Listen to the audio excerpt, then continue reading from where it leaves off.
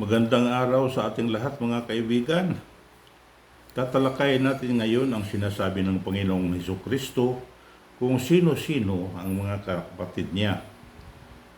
Aalamin natin ang kasagutan nakasulat dito sa Matthew chapter 12 verse 46 patuloy.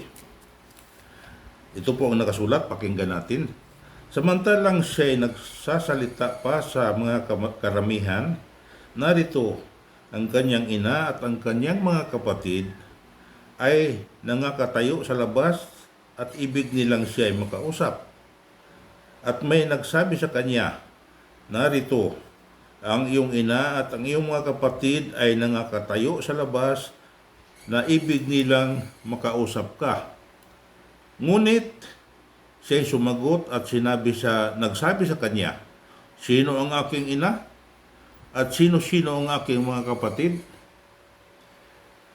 At iniunat niya ang kanyang kamay sa kanyang mga alagad at sinabi, narito ang aking mga ina, ang aking ina at ang aking mga kapatid.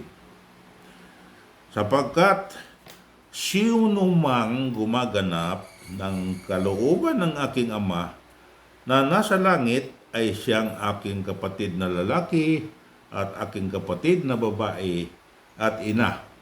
Maliwanag po na sinasabi ng Panginoong Hesus na ay sino mang tao na gumaganap sa kalooban ng Amang nasa langit ay kanyang inaaring kapatid na babae, kapatid na lalaki at kanyang ina. So, pwede tayong maging kapatid ni Panginoong Hesukristo kung tayo'y gaganap sa kalooban ng Ama. Salamat po sa karunungan ito. Salamat po sa Diyos.